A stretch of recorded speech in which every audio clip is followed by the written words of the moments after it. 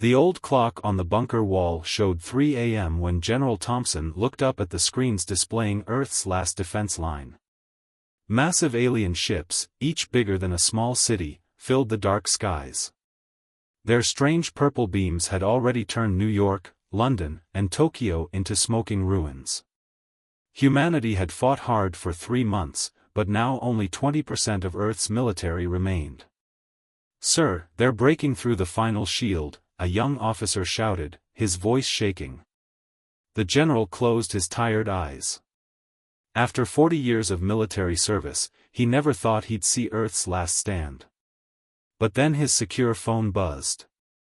The message was from Dr. Chen at the underground research facility in Colorado. "Found their weakness. Need 5 hours. Hold them off. We can win this." Thompson's hands trembled as he read those words again. 5 hours. Could Earth's remaining forces hold out that long? The aliens had destroyed every weapon thrown at them. Their shields seemed impenetrable. Their technology was centuries ahead. But if Dr. Chen was right? The general grabbed the global emergency broadcast microphone. His voice would reach every remaining military base and civilian shelter worldwide. The next 5 hours would determine if humanity had a future. "To all Earth's defenders," he began, his voice steadied despite his racing heart. "I need 5 hours. Just 5 more hours. What happens in these next 5 hours will be written in history books, if we survive to write them. Either as the moment humanity fell, or the moment we prove that Earth belongs to us." As he set down the microphone, another alien blast rocked the bunker. Dust fell from the ceiling. But for the first time in 3 months, there was a tiny spark of hope.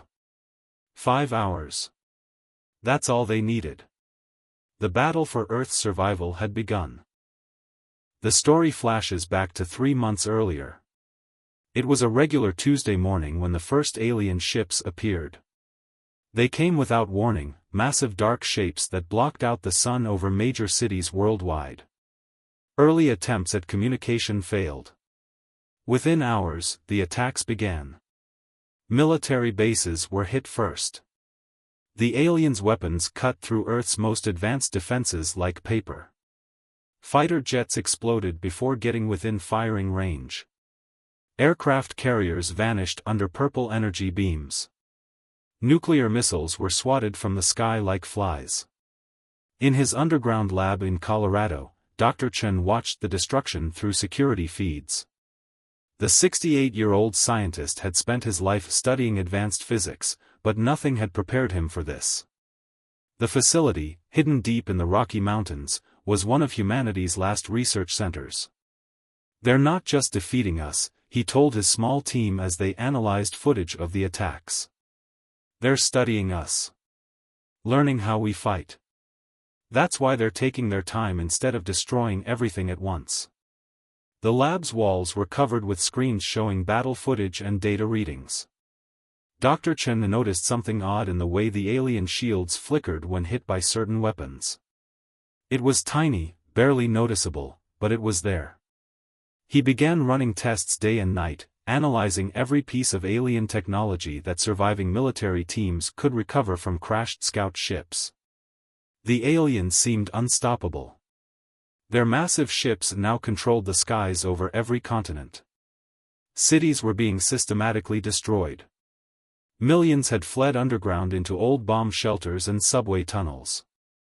The world's militaries, once proud and mighty, were reduced to fighting a desperate holding action. But Dr. Chen refused to give up. He knew there had to be a weakness.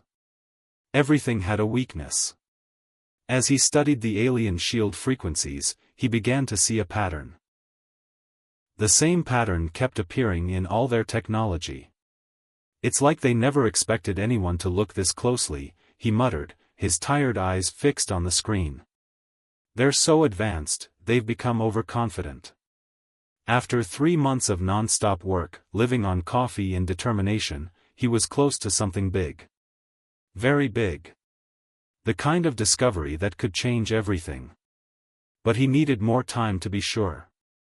And time was the one thing Earth was quickly running out of. The aliens were getting ready for their final push. The last human cities were about to fall. But in his underground lab, Dr. Chen was about to prove that humanity's greatest weapon had always been its mind. Dr. Chen's hands shook as he stared at the test results. He had run the experiment 15 times to be sure. Each time, the results were the same. The alien technology had a fatal flaw, one so basic that their advanced civilization had never thought to fix it. "Look at this," he told his team, pointing to the screen showing a piece of salvaged alien metal. "Their shields operate on a frequency that matches their hull material. It's why our weapons can't penetrate, the frequencies cancel each other out." But he pressed a button, sending a specific radio wave through the metal.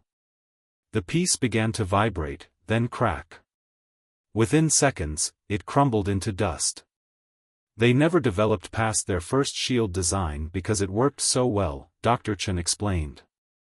But they used the same frequency across all their technology. One specific frequency. And that's their weakness. The team watched in amazement. One of the younger scientists spoke up, "So if we can broadcast this frequency globally, every piece of their technology will start breaking down," Dr. Chen finished. "Ships, weapons, shields, all of it." But it wasn't that simple.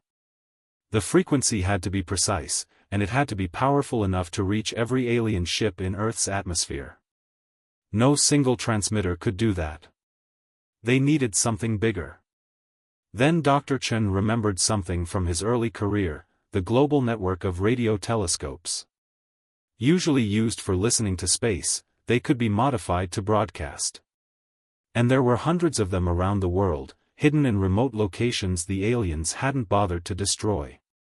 He quickly did the calculations. Converting the telescopes would take time. They'd need to modify each one with exactly the right equipment. And they'd need to coordinate them all to broadcast simultaneously, or the effect wouldn't be strong enough. "How long?" asked his assistant. Dr. Chen looked at his calculations again. 5 hours. If every surviving radio telescope on Earth can be converted in time, we need 5 hours. He reached for his secure phone to contact General Thompson. As he typed the message, he prayed Earth could hold out just a little longer. The aliens thought they had won. Their overconfidence had led them to ignore these simple radio telescopes, seeing them as primitive technology far below their notice. But sometimes the simplest solutions were the most effective. And sometimes the greatest victories come not from strength, but from finding the one small weakness that changes everything. Now they just needed those 5 crucial hours. General Thompson wasted no time. Through secure underground networks, he sent coded messages to every remaining military base worldwide. The plan was risky. They would need to coordinate forces scattered across the globe, many of whom had lost contact weeks ago. "All stations, this is Thunder Actual," his message began. "Operation Last Light is now in effect. Each region has exactly 5 hours to complete their assigned tasks. Failure is not an option." In hidden bases across 6 continents, commanders received their orders. The Australian military would protect the Parkes radio telescope. The Chinese would defend their fast telescope array.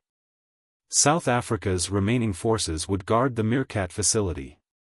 Each location was crucial. If even one failed, the plan would collapse. Meanwhile, in his Colorado lab, Dr. Chen and his team worked frantically to distribute the modification plans. Every radio telescope would need precise adjustments to broadcast the destructive frequency. They sent simplified instruction packets that even non-scientists could follow. "Keep the steps basic," Dr. Chen told his team. "We're not dealing with engineers anymore. These telescopes will be modified by whoever's still alive nearby, farmers, teachers, mechanics." The response from around the world started coming in. A retired electronics repairman in Australia understood the instructions. A high school science teacher in South Africa thought she could make the modifications. A former radio operator in Chile believed he could coordinate his region's telescopes. But the aliens weren't idle.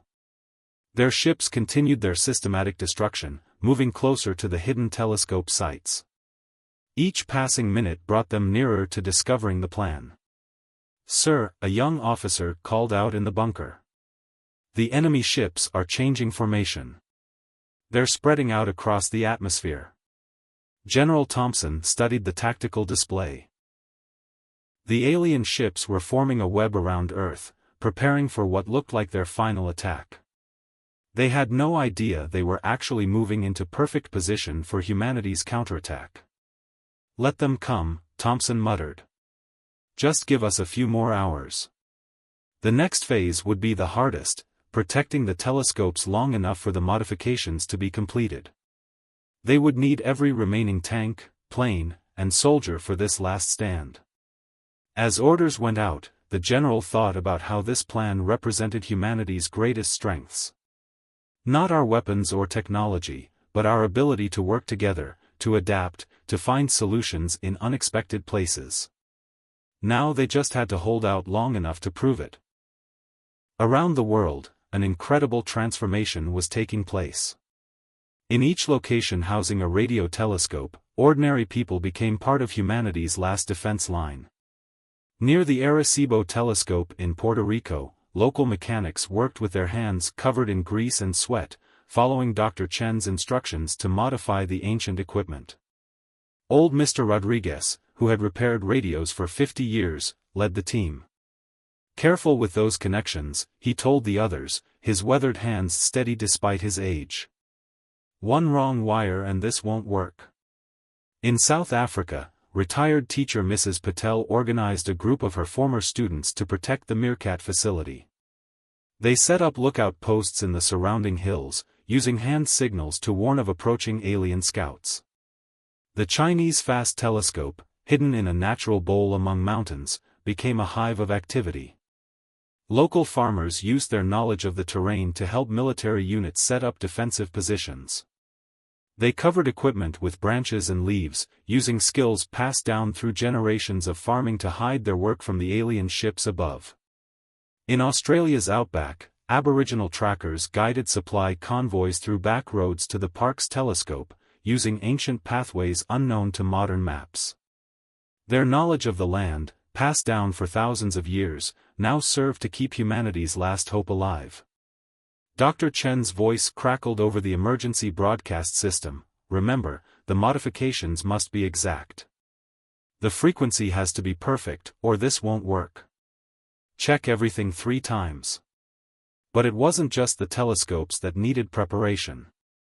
In cities worldwide, surviving civilian radio operators began linking their equipment together, creating a backup communication network.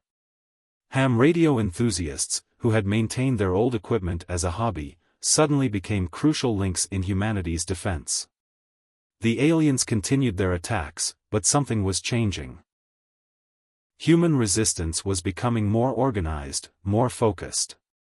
Every destroyed position, every lost soldier, bought precious minutes for the preparations to continue. In his bunker, General Thompson watched the global activity through scattered reports and transmissions. Humanity had suffered terrible losses, but now he saw something remarkable: people from every nation, every walk of life, working together without question or hesitation. They had just under 3 hours left. The telescopes were nearly ready. Now came the hardest part, keeping them safe until the signal could be broadcast. As the sun began to set in different parts of the world, the defenders prepared for what everyone knew would be the longest night in human history. The moment of truth arrived with 2 hours remaining. The first alien ship detected something unusual at the Australian telescope site. Its massive shadow passed over the facility, purple scanning beams sweeping the ground. "Everyone hold position," the Australian commander whispered into his radio. His troops were hidden in trenches and behind rocks, watching the massive ship through binoculars. Local volunteers lay motionless in their hiding spots, barely breathing. The alien ship hovered for what seemed like forever. Then, without warning, it fired. The ground exploded around the telescope, but something unexpected happened.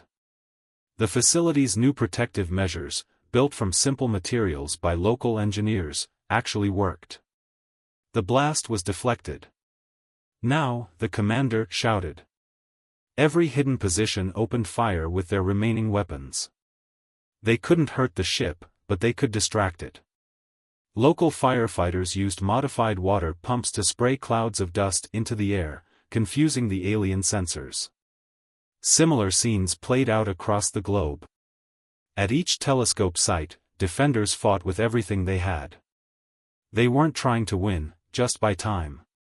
Every minute the aliens spent dealing with these minor threats was another minute closer to humanity's countdown. In Colorado, Dr. Chen and his team monitored the global network. The modified telescopes were powering up, one by one.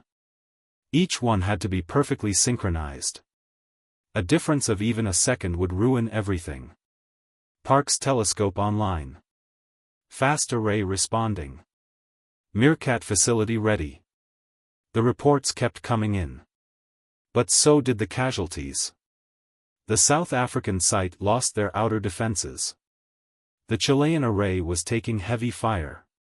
Yet they held on. General Thompson's voice came over the emergency channel, 1 hour left. Whatever happens, hold those positions. Humanity has never needed you more than right now. The aliens seemed to sense something was wrong. More ships began moving toward the telescope sites. But they still didn't understand. They were looking for traditional weapons, missiles, bombs, armies. They weren't looking for a simple broadcast signal. Their overconfidence would be their downfall. They never imagined that their defeat would come from these primitive radio telescopes, operated by ordinary people fighting for their world.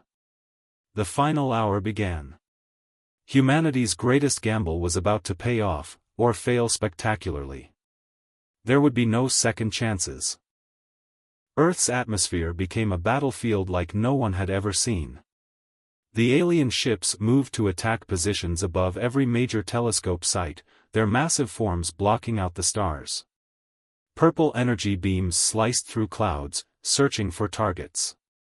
In space, battered human satellites began changing their positions, following commands from Dr. Chen's team. They would help reflect and amplify the signal when it was broadcast. The aliens ignored these primitive devices, focusing instead on the ground battles below. At the Parkes facility, old Mr. Rodriguez made the final adjustments with trembling hands. Connection complete, he radioed, then looked up at the alien ship through the telescope's massive dish. His grandchildren were hiding in a shelter somewhere. This was for them. Across the world, similar scenes played out.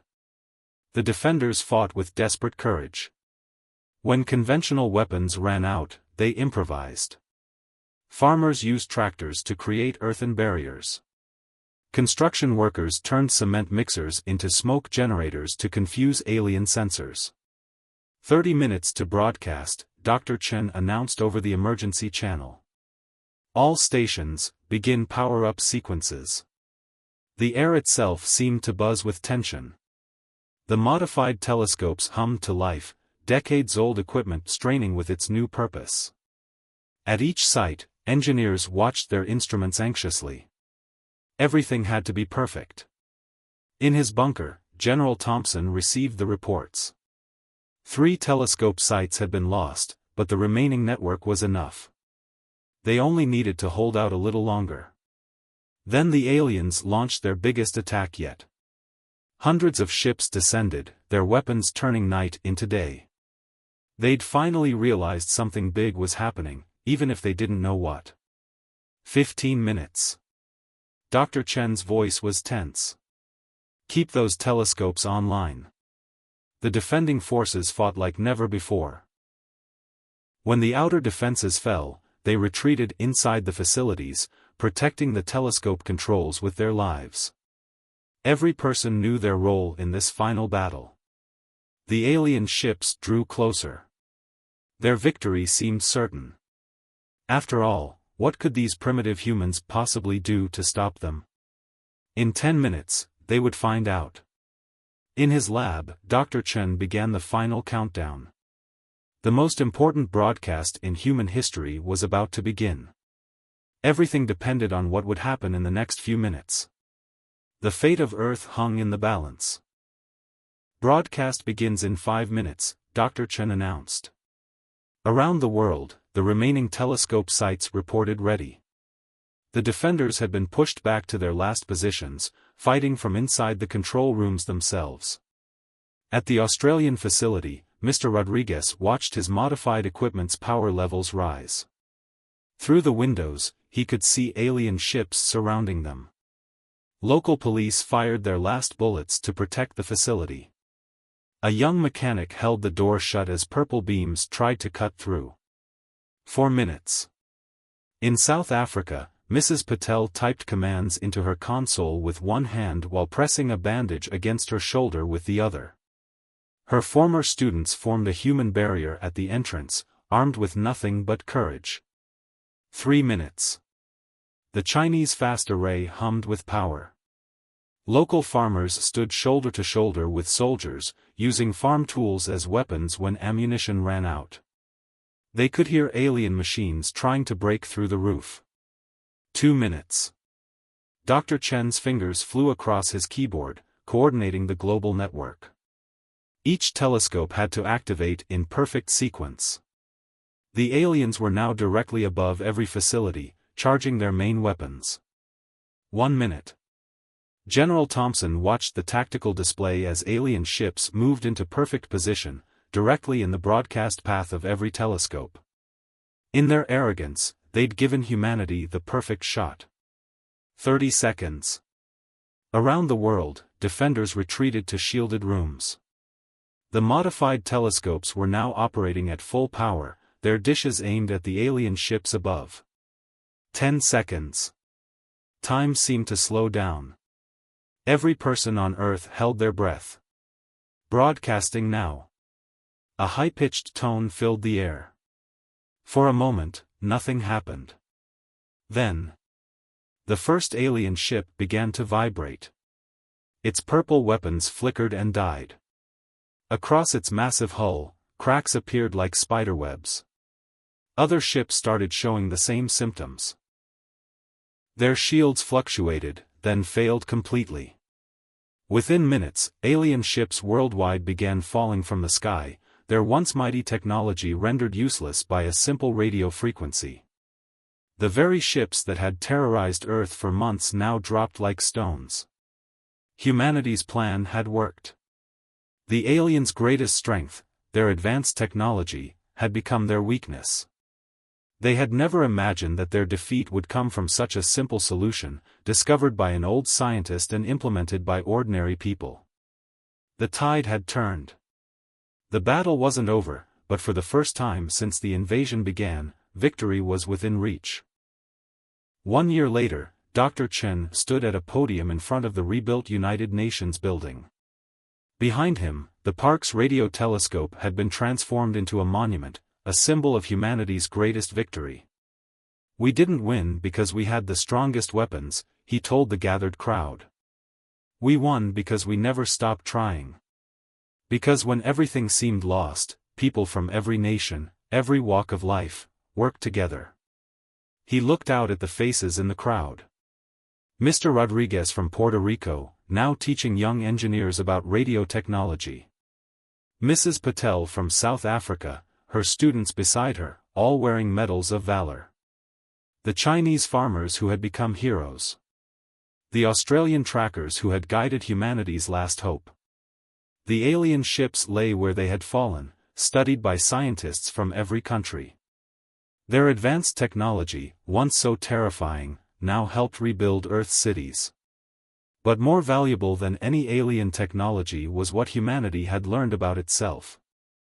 The aliens thought they were invincible, Dr. Chen continued. Their technology was centuries ahead of ours. But they forgot something important: sometimes the simplest solutions are the most powerful. And no technology can match the strength of people united for a common cause. In the years that followed, humanity rebuilt. The old divisions between nations faded. After all, it's hard to fight over borders when you've stood together against extinction. The radio telescopes that saved Earth now pointed to the stars again, but this time they broadcast a different message, one of unity and strength.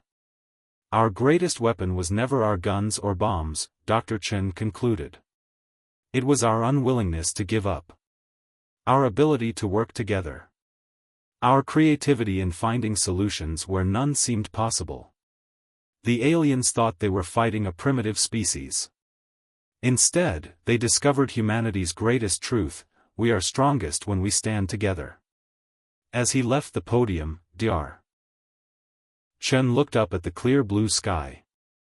Somewhere out there, other alien civilizations might be watching. But Earth was ready now.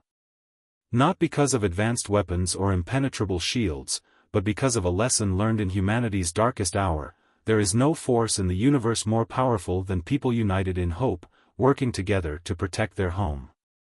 The old scientist smiled. The stars didn't seem threatening anymore.